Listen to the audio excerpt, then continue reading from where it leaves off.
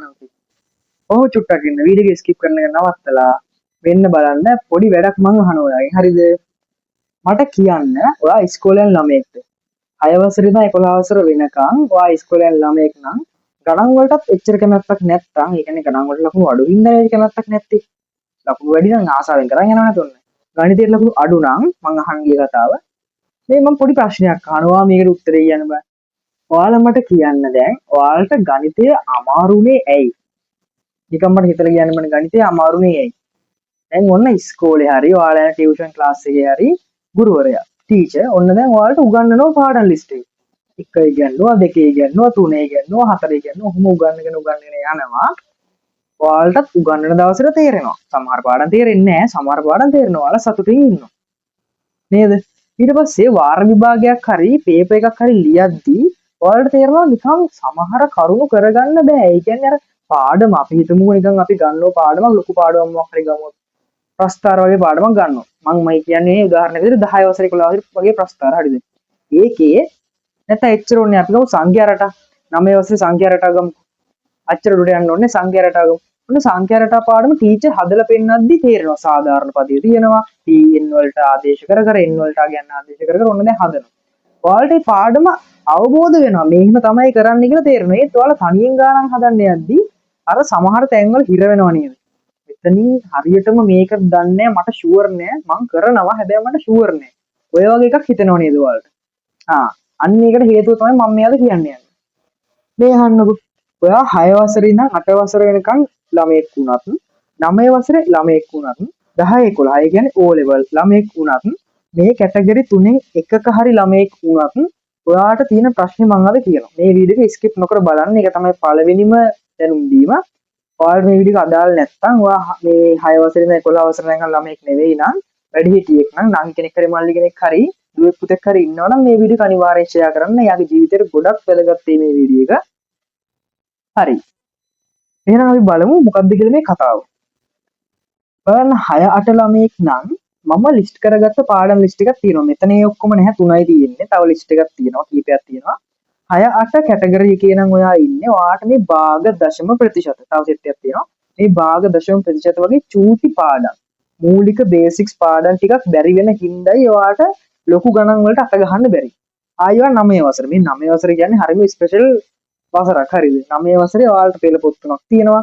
ගණිතයේ ගොඩක්ම ට්‍රික් ටික අර ට්‍රික්ස් පොයින්ට්ස් ටික ඔයාලට අල්ලගන්න තියෙන මේ 9 වසරේ තමයි. හරිද? ඒකින්ද 9 වසරම වෙනම කැටගරි එකක් විදිහට ගත්තා. ඒකෙත් මේ මම ලියාගත්තු වගේ නම් සමගාමී සමීකරණ ප්‍රස්ථාර තව සෙට් එකක් තියෙනවා. ඔන්න ඔය පාඩම් මූලික බේසික් පාඩම් ටික බැරි වෙන හින්දා තමයි ඔයාලට ලොකු පාඩම් වලට අත ගහන්න ගියාම අමාරු. මම අද මේ පීඩිකේ අන්තිමට උදාහරණයක් අරන් පෙන්නනවා. හරිද? ඊටාම සරල උදාහරණයක්. මේක ඉගෙන ගන්න එක්කනට ඉතාලම ලේසි ඉගෙන ගත්තේ නැති එක්කනට පාඩම තේරුණා වුණාට අර හිර වෙනවා තැනින් තැන. හිර වෙන එක වළක්ව ගන්න තමයි මේ බේසික් පාඩම් ඉගෙන ගන්න එක වැදගත් කියන්නේ. ඊට පස්සේ 10 11 ඒ කියන්නේ O level ලා මේක නම් සමීකරණ ජ්‍යාමිතිය ප්‍රස්තාර තව ලිස්ට් එකක්ම තියෙනවා මේ මම තුනයි ලියාගත්තේ මෙතන ඉන්ට්‍රොඩක්ෂන් වීඩියෝ එකකින් ඉඳලා. අන්නේ පාඩම් ටික අවුල් හින්දා තමයි අර ලොකු පාඩම් වලට අත ගහන්න බැරි හිර වෙන්නේ. ගණිතය කියන්නේ දැන් මොන වගේ විෂයක්ද ළමයි මට කියන්න ඕන. සිංහල ගමු මම මේ සිංහල වලට මුත් කියනව නෙවෙයි. සිංහල ගමු. සිංහල වල හැම පාඩමක්ම මුලින් ඉඳන් අඟට පාඩම් කරන්න ඕනේ නේද? අපි හොඳ රිසල්ට් එකක් ගන්න නම්. පාඩම් කරන්නේ නැතත් අපි අවබෝධයෙන් ඉන්න එපා නිකන් ආසාවට හරි කියවන්න එපා නේද? ගණන් කියන්නේ ආයි හැම විෂයක් නෙවෙයි. මෙන්න මේ මූලික කරුණු ටික අවබෝධ කරගත්තට පස්සේ මේ ටික තක්කේටම හරියටම ඔලුවටම ගිහිල්ලා තියෙන්න ඕන ළමයි. මේ ටික එහෙම අපි හිතමු ඔලුවටම ගිහිල්ලා තියෙන ළමයෙක් ඉන්නවා. ඔන්න ඒ ළමයා ඉස්කෝලේ හරි පන්තියකින් හරි එකපාරක් ඉගෙන ගන්නවර ලොකු පාඩමක්.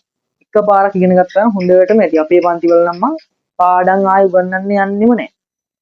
වෙලාව නාස්තියක් ඇත්තට මේකෙන් එක පාඩමක් හරියට හරි විදියට ඉගෙනුවා නම් ළමයට ඊට කලින් මේ බේසික් ටික දැනගෙන ඉන්න ඕනේ. ඒකයි අපේ විශේෂත්වය මේ බේසික් ටික අපි ක්ලාස් වල මුලින් උගන්වනවා. අහන්නකො මම ඒක දැන් තව පොඩ්ඩක් කියන්න මේක තව අහන්න. මේ බේසික් ටික ඉගෙනගෙන අර ලොකු පාඩම් එකපාරක් ඉගෙන ගත්තා නම් හොඳටම ජීවිත කාලෙටම මතක හිටින්නේ නැති. හරිද? දැන් අපේ පිළිවෙල ගිහලා ඉන්නම් වැඩ පිළිවෙල මේ බලන්න. අපි හිතමු 8 වසර ළමයෙක් ආවා අපේ ක්ලාස් එකට. ඊට පස්සේ මම කරන්නේ ඒ ළමයාගේ මේ පේපර් එකක් දීලා බලනවා ඒ ළමයාට මුලින්ම මේ 6 7 8 වසර ළමයින්නේ 6 7 ටික කෙරිලාද හරියට. ඒ පේපර් එකෙන් මට අනිවාර්යෙන් තේරුම් ගන්න පුළුවන් ඒ ළමයා ගැන. ළමයාගෙන් අහන්න දෙවුන්නේ නැහැ. ඒ ටික කෙරිලා නැහැ කියලා අපි හිතමු ගන්න. ඒක කෙරිලා නැත්නම් වෙනම වෙලාවක් දාලා කොහොම හරි ඒ ළමයට ඒ ටික තේරුම් කරවලා දීලාම තමයි මම ඉස්සරහට යන්නේ. අපේ ක්ලාස් වල විශේෂයක් තමයි ළමයි ගොඩ ඉන්න ඕනේ ඉන්න ළමයි චුට්ටට හොඳ රිසල්ට් එකක් ගන්න හොඳ ප්‍රතිඵලයකට යන්න උගන්වනවා වගකීමෙන් කැපවීමෙන්. හරිද? ඊට පස්සේ අපි තුන් 9 වසර ළමයෙක් ආවා කියලා මේ 6 7 8 මූලික දැනුම ටික ඔක්කොම චෙක් කරලා බලන්න පුළුවන්ද කියලා. බැරි නම් ඒ ටික ඔක්කොම වෙනම වෙලාවක් දාලා කරගෙන යනවා. ඊට පස්සේ ආයෙත් 9 වසර ඊසි ළමයි. හරි අපි දැන් හිතමුකෝ 10 වසර 11 වසරේ 10 හරි 11 හරි ළමයෙක් ආවා කියලා ඔන්න. එහෙම ළමයෙක් ආවොත් එයාලට කරන්නේ සුළු කිරීම ලඝු සමීකරණ ජ්‍යාමිති ඔය වගේ තව පාඩම් ලිස්ට් එකක් තියෙනවා. අන්න ඒ වගේ පාඩම් ලිස්ට් එකක්. හරිනේ. දැන් ඔන්න 6 7 8 3න් එක්කෙනෙක් ආවත් 9 වසරෙන් එක්කෙනෙක් ආවත් 10 11 දෙකෙන් එක්කෙනෙක් ආවත් මෙතනින් 11 වසර නම් පොඩ්ඩක් රිස්ක් එකක් තියෙනවා. ඒක අපි රිස්ක් එක මැනේජ් කරගෙන ලස්සනට රෙඩි කරන් යමු ප්ලෑන් එකක් ඇතුව. 10 වසර නම් 10 වසර මුලදී වගේ આવත් ඕමත් හොඳ රිසල්ට් එකකට දාන්න පුළුවන් අනිවාර්යයි ඒක. ඕනම මට්ටමක ළමයි. මගේ ප්ලෑන් එක මගේ ප්‍රොසෙස් එක අනුව ගියොත් දින වැඩ ටික කළොත් අනිවාර්යෙන් මහ ලොකු වැඩක් නෙවෙයි මේ ගණිතය පුළුවන් කරගන්න. හරිනේ ඔන්න දැන් මගේ කැටගරි වලට අනුව කරන පාඩම් ටික තමයි මේ ටික. ඔයාලට ක්ලියර් වුණා කියලා හිතනවා. දැන් ඔහොම ඉන්න අපි ඊළඟ කොටසින් බලමු අපේ වැඩපිළිවෙලට සම්බන්ධ වෙන විදිය කොහොමද කියලා. හරිනේ.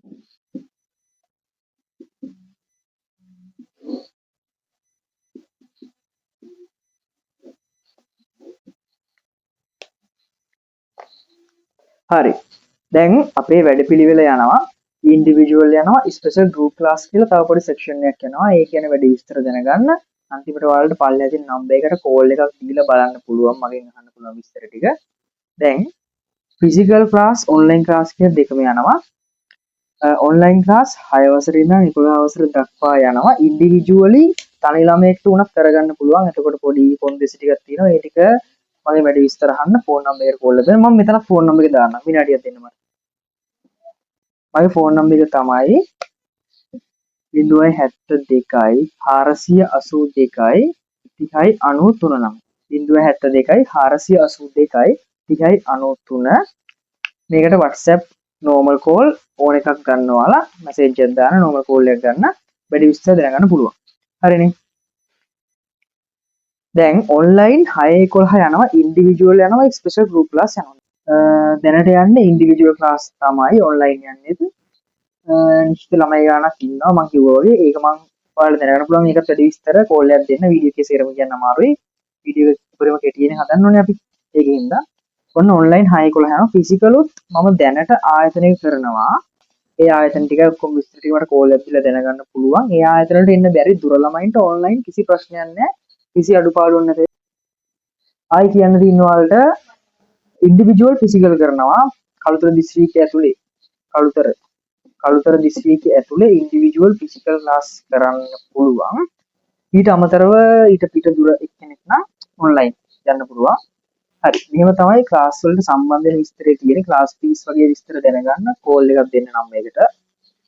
හරි. ඊට පස්සේ අපි මම ඔයාලට කිව්වනේ අන්තිමට මම පොඩි ගාණක් ඔයාලට දෙනවා කියලා පොඩි උදාහරණයක් එක්ක. ඔයාලට කොහොමද කියලා මේ ගණන් විෂය තේරෙන්නේ නැත්තේ ඇයි තේරෙන්නේ ඇයි කියලා. තේරෙන එකයි තේරෙන්නේ නැති එක අතර පොඩි ගැප් එකක් තියෙනවා. ඒක ක්ලියර් දැනගන්න පුළුවන් මෙන්න මේ මම දැන් ඔයාලට දෙන ගාණෙන්. හරි. ඒක මහලු අමාරු ගාණක් නෙවෙයි. මේකෙන් ඔයාලට තේරෙනවා අනිවාර්යෙන් මොකක්ද කියලා මේ අවුල මේ එරර් එක මොකක්ද කියලා. කොහොම ඉන්නකො අපි ගමු 9 වසරේ පළවෙනි පාඩම සංඛ්‍යා රටා පාඩමෙන් උදාහරණ ගානක්.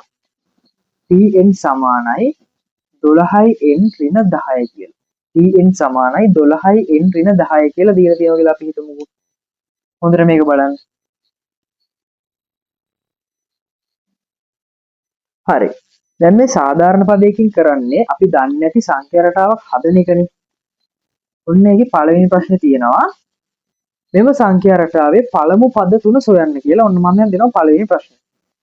ඒක අපි හොයන්න ඔන්න මම මේ ඉක්මනට ඒවා තීර කියලා දෙන්න වෙලාවක් නැහැ මේ ඉන්ට්‍රොඩක්ෂන් වීඩියෝ ගන්න.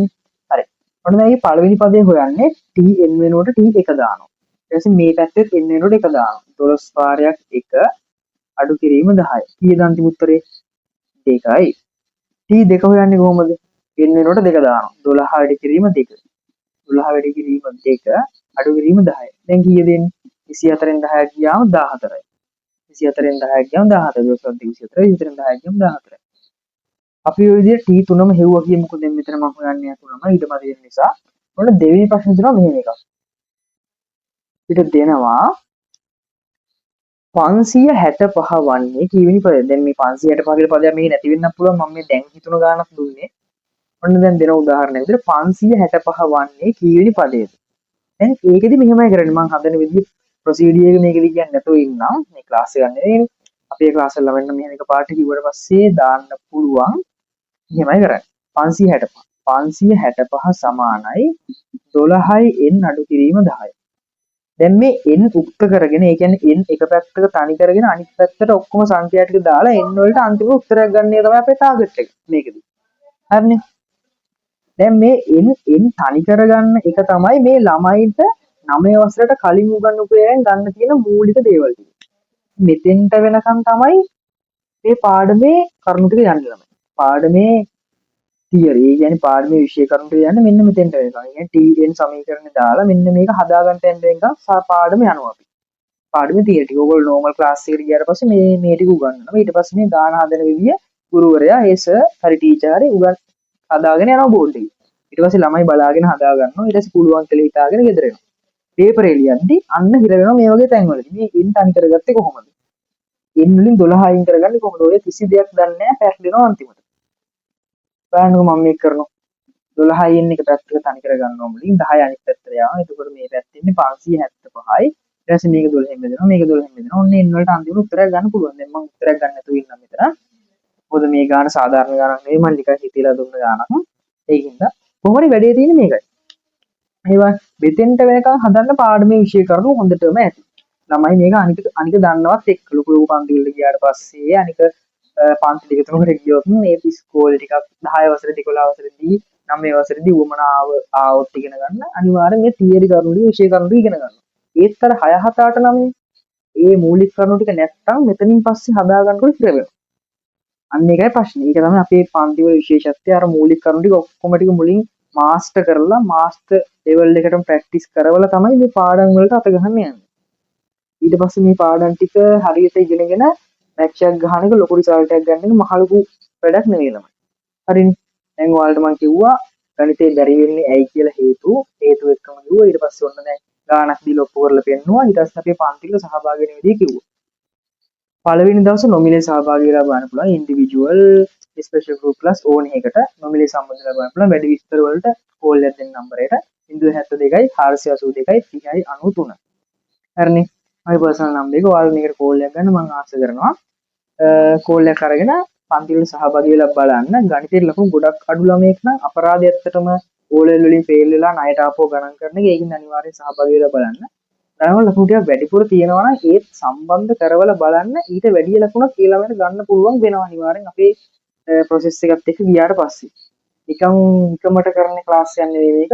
ප්ලෑන් එකක් ඇතුව ළමයා කෙරෙහි තියෙන අර අඩුපාඩු ටික හඳුනගෙන ඒවට පේපර් එකක් දීලා හඳුනගෙන ඒ අඩුපාඩු වලටම නිකන් අර බෙහෙතක් කරනවා වගේ මොලේටම අර බේසික් කරුණු ටික උගන්වන වැඩපිළිවෙලක් අපේ යන්නේ.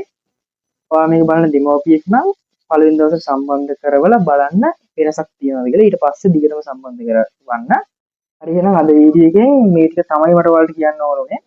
ගණිතය කියන්නේ හරිම ලේසි විෂයක් ඇත්තටම. සිංහල බුද්ධ ආගම මේ වගේ විෂයන් පාඩම් කරන්න ලොකු වැඩ ඕනේ නැහැ. ගණිතය ඉක්මනට කවර් කරගෙන ඔයාලට අර වගේ විෂයන් වලට උනන ටයිම් එක දෙන්න පුළුවන්. හරි එහෙනම් අද වීඩියෝ එක අපි මෙතනින් නවත්තමු. අනිවාර්යෙන් ඔයාලා සම්බන්ධ වෙලා බලන්න පළවෙනි දවසේ කොහොමද මේ සම්බන්ධ වෙලා බලන්න මොකක් හරි වෙනසක් වෙයි කියලා හිතනවා නම් දිගටම සම්බන්ධ වෙලා බලන්න. හරිනේ. එහෙනම් ළමයි පන්ති වලදී හම්බෙමු. ඔයාලා හැමෝටම ජය වේවා.